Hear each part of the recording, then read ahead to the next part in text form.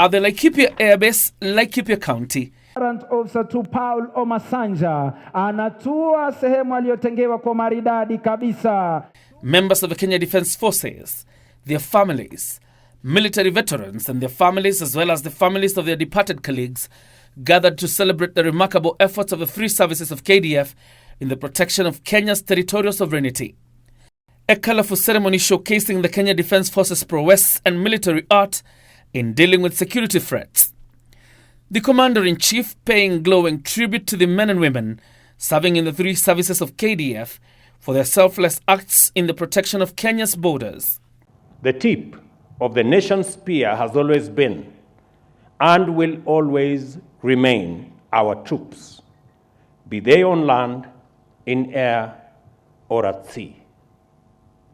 The government commits, and the government commitments in this regard will remain paramount, and we will continue to invest in our men and women in uniform through the provision of training and education, complemented by the acquisition of relevant weapon systems, equipment, and guaranteeing access to medical care that is holistic, that is reliable, and effective.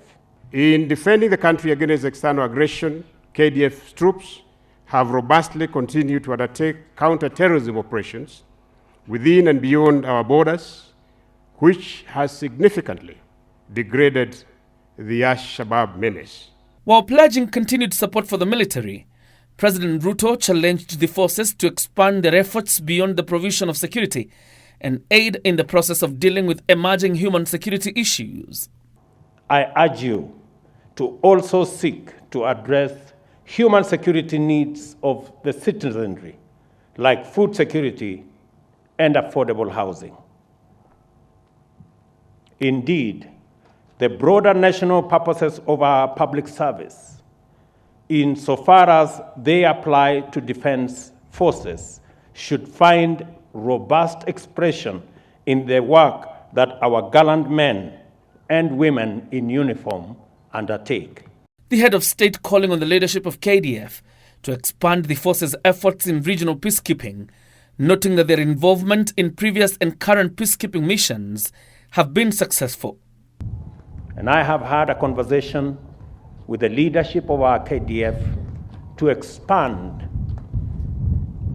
our efforts in peacekeeping across the globe. Some of the sacrifices of our soldiers, therefore, are not confined to our immediate borders. The legacy of Kenyan peacekeepers has been appreciated as far away as West Africa. We are proud of your achievements as Kenya's unique ambassadors and proud champions of the Kenyan winning way. President Ruto maintains that the KDF must remain professional so as to deal with any security threats. Our territorial integrity relies on our defense forces, and its members must therefore always be prepared for every exigency with the requisite tools, capabilities, and motivation.